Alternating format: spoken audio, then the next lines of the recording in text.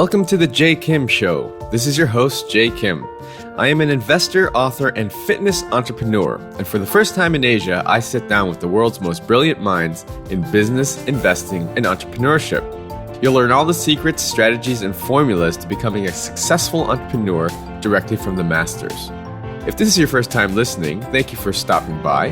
This podcast is produced every week with the goal of providing actionable insight to you, the listener, with every single episode. And now, on to the show.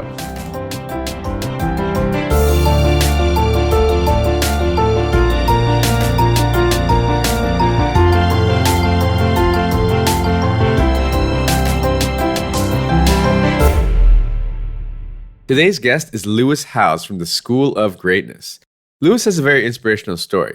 He went from being broke, unemployed, and injured, sleeping on his sister's couch, to fast forward 8 years later, where he now runs multiple multi-million-dollar businesses, is a New York Times bestselling author, a highly sought-after keynote speaker, and just all-around successful entrepreneur.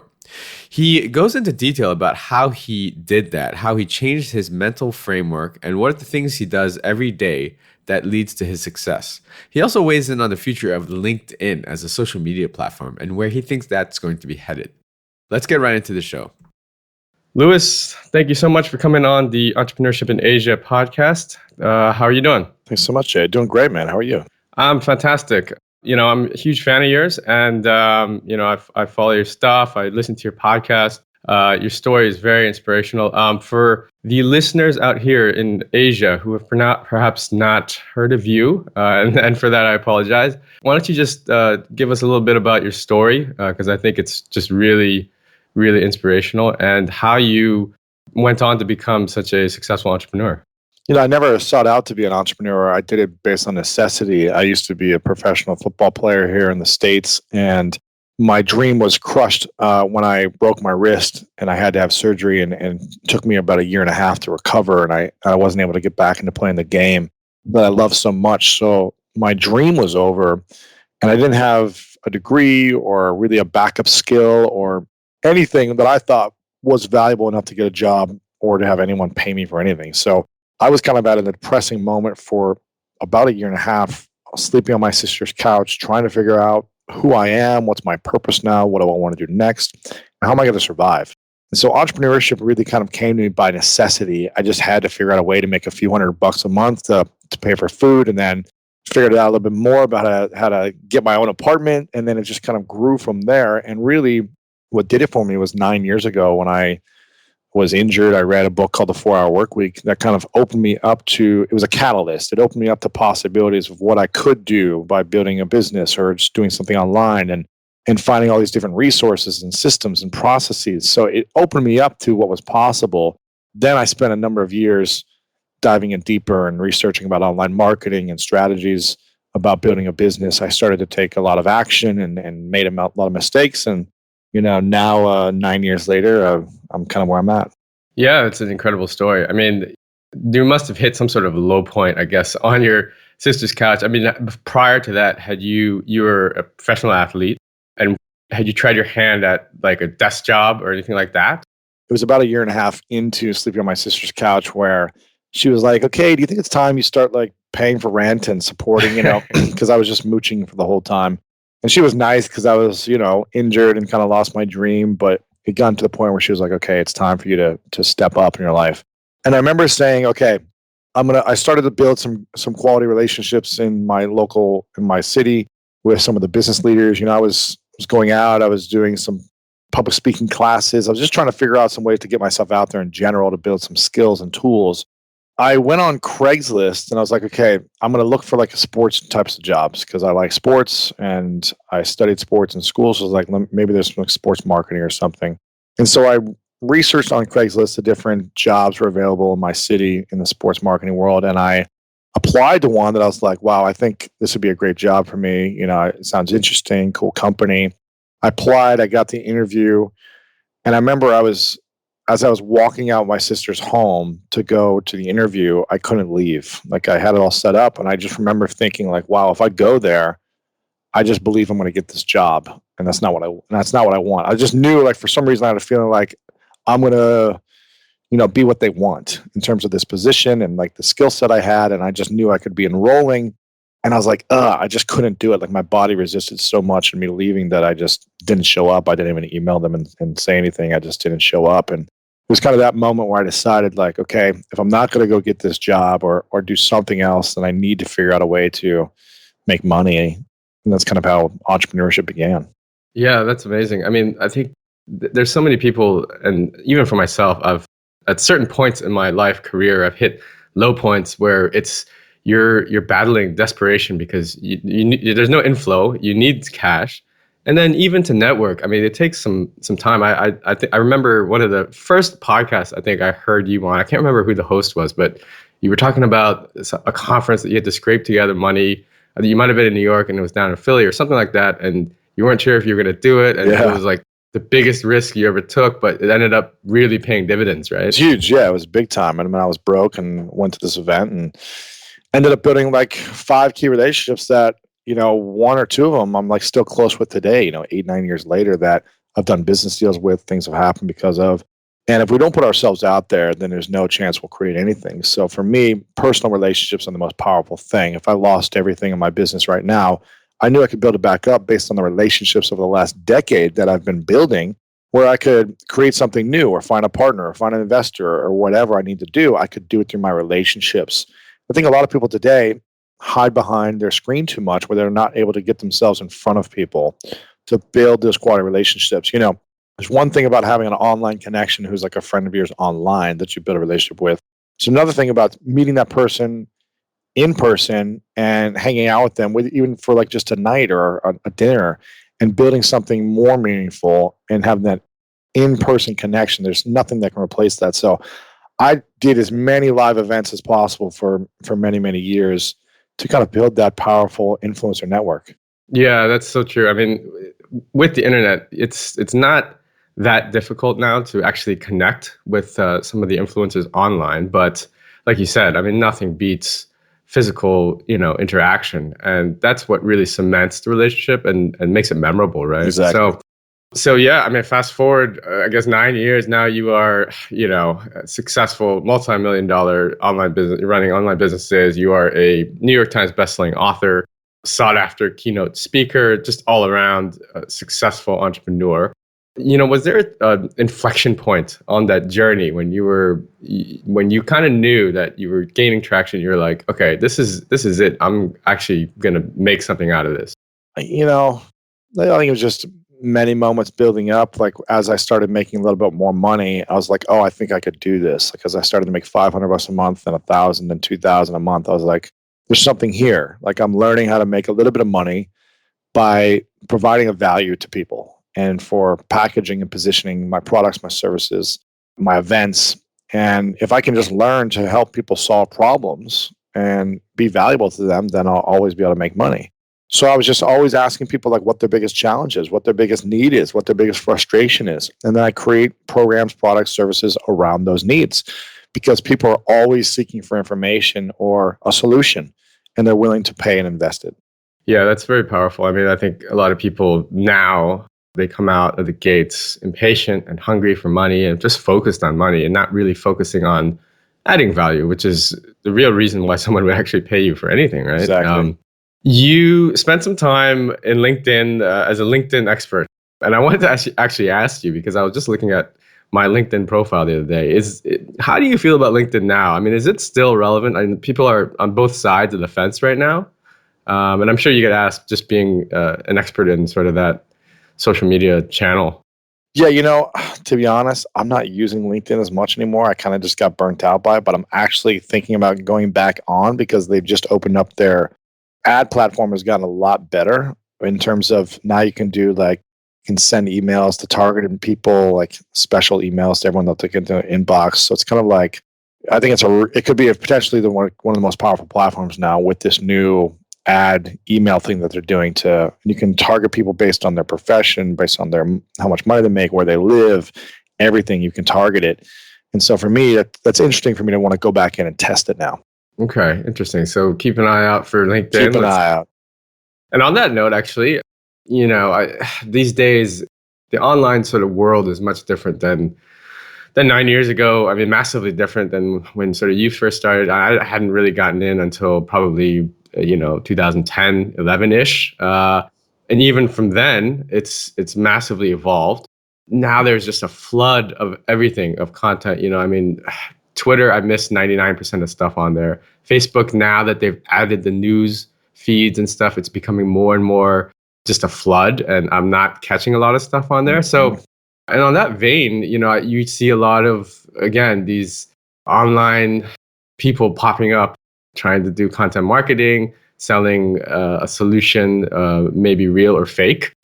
I like to ask people that are somewhat seasoned in this business, what do you feel about the state of sort of online businesses, list building, webinars, which you're also an expert on? Yeah.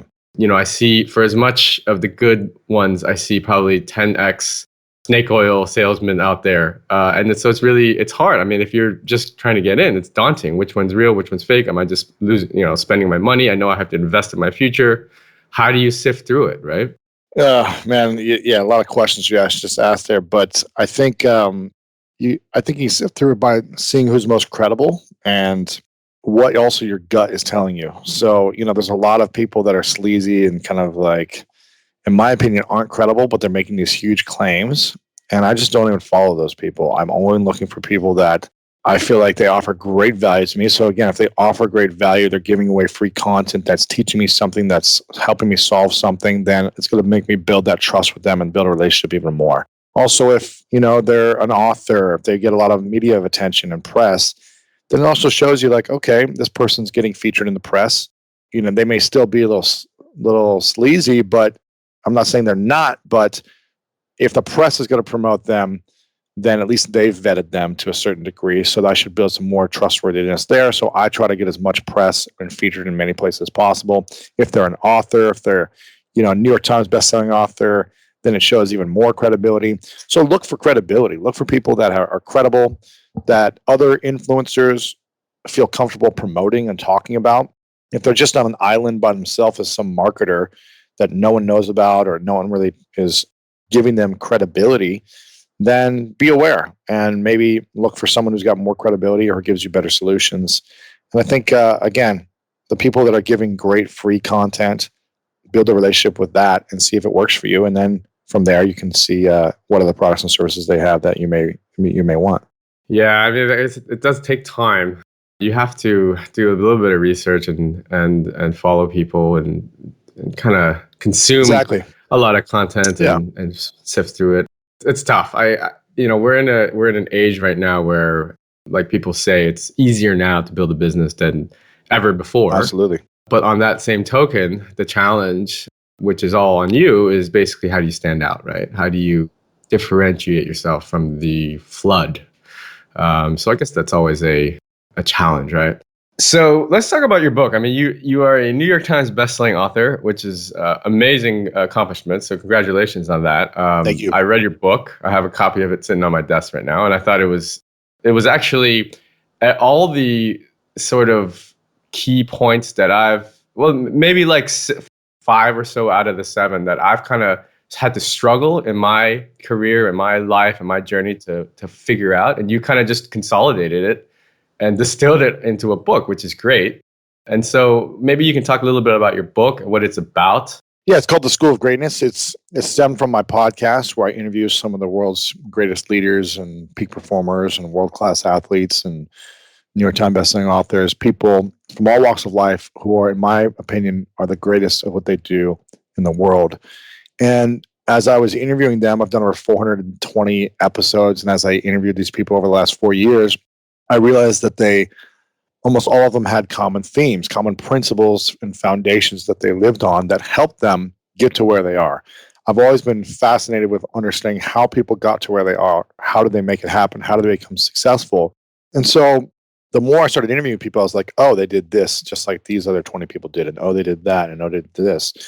And so there were some common themes. And the thing that all of them had in common was they had a purposeful, powerful, clear vision. And they knew exactly what they wanted. Maria Sharapova, when she was a kid playing tennis, she was like, I want to be number 1 in the world one day. And I want to be one of the greatest of all time. And she knew for 15 years while training what her vision was. She wasn't just like, oh, it's going to be fun to play tennis and I'll randomly hit number one because I just like to play. She had a clear personal vision. Same thing with all the greatest athletes. Same thing with Tony Robbins. Same thing with everyone that I've had on. They're clear on what they wanted. Just number one, a lot of people that I meet, they're not clear on what they want. They're scattered in their ideas. They don't have like a clear, purposeful, focused vision. So get clear on what you want. And that vision could be what you want in the next 6 months, or in the next year. It doesn't have to be for your life. What do you want right now? Another thing they all have is this thing that I call the champion's mindset. They have this incredible belief in themselves. If you don't believe in yourself, I guarantee you're not going to create what you want. So if you're doubting yourself, if you lack the confidence, if you don't think it's possible, then 100% you're not going to create the life you want, or the business you want, or the vision you want. So you've got to learn how to develop confidence by building small wins, by believing in yourself, by surrounding yourself with people who believe in you as well. Because a lot of times when we go after something big, people around us, the closest people to us, sometimes hold us back the most and don't believe us the most. So you get to surround yourself with people who do, or at least be the only person who does yourself. You get to be confident and believe it. Another thing that they all do is they develop hustle, what I like to call is hustle. I learned this in sports. I was never the fastest, the strongest, or biggest athlete, but I would always dive for the loose balls. I would always sacrifice my body to support the team. And I remember coaches would say, you know what?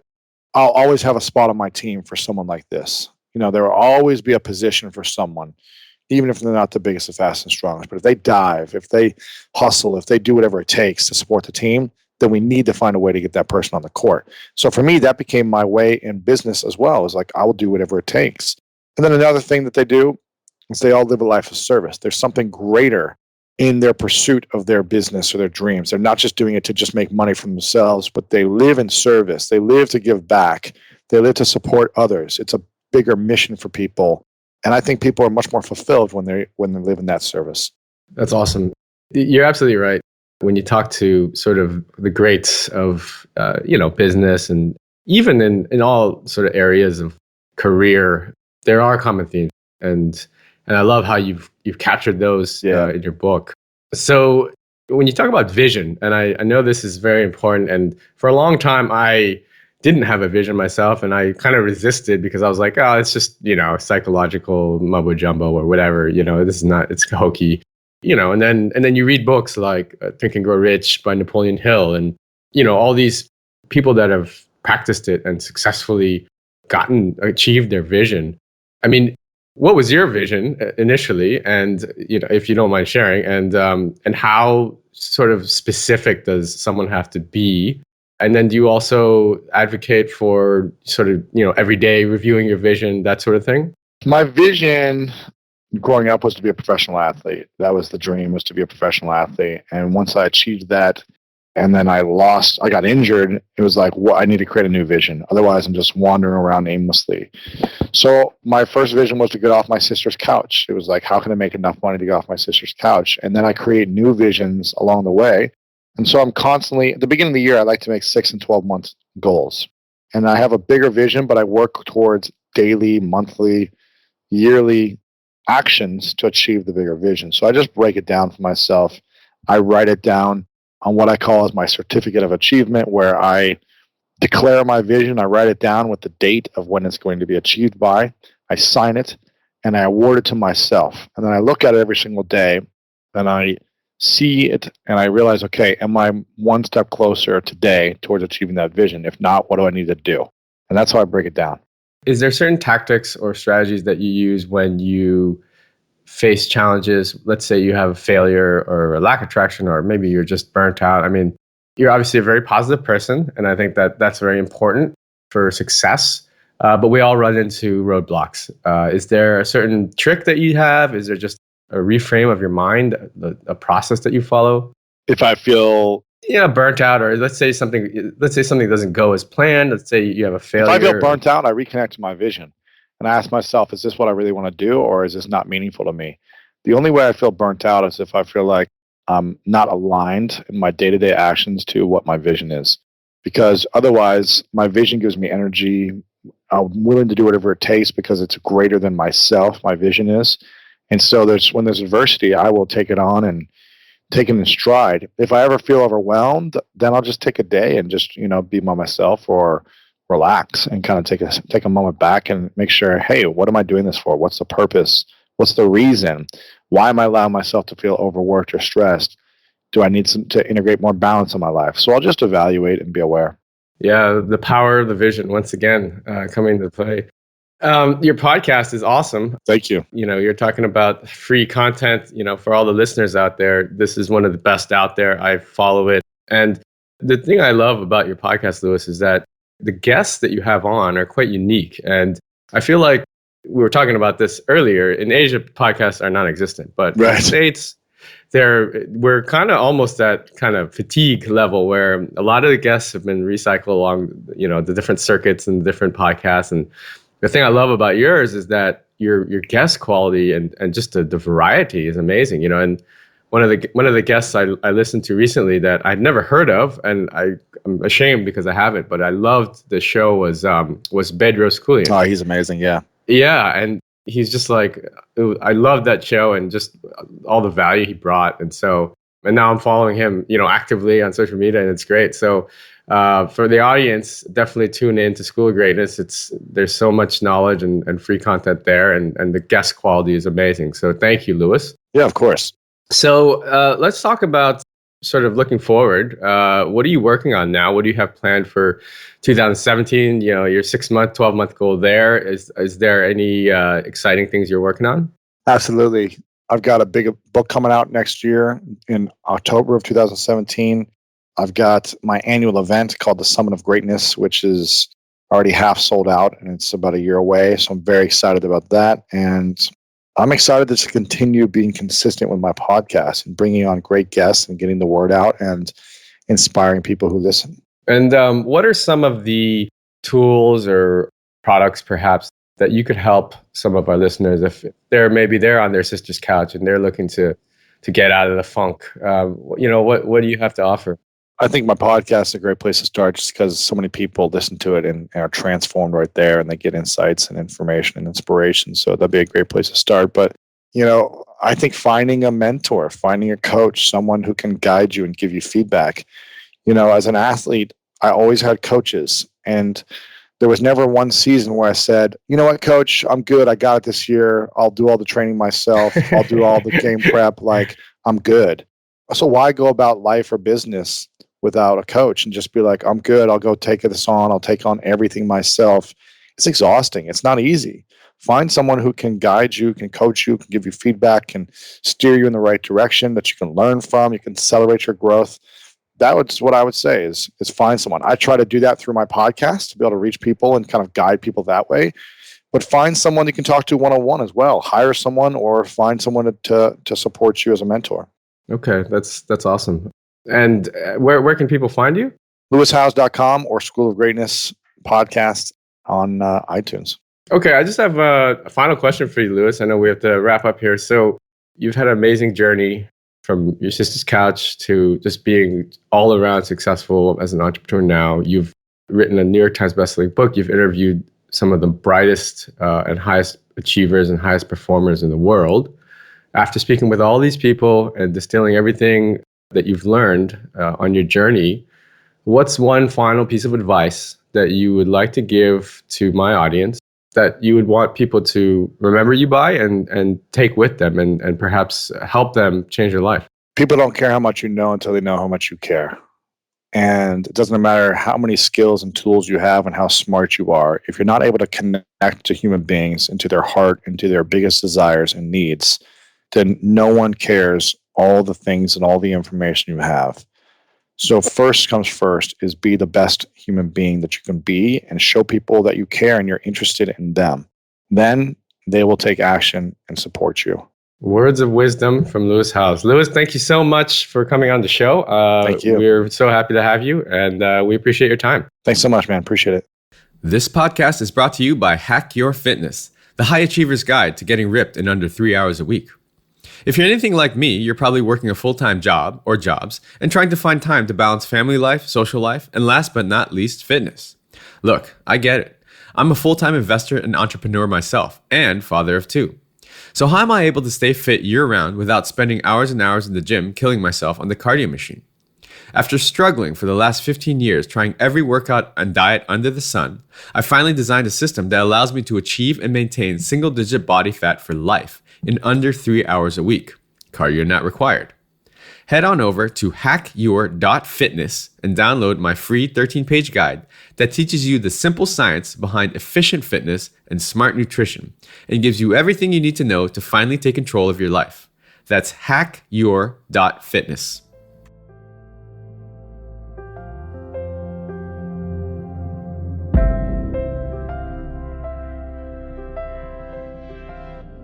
I hope you enjoyed today's episode.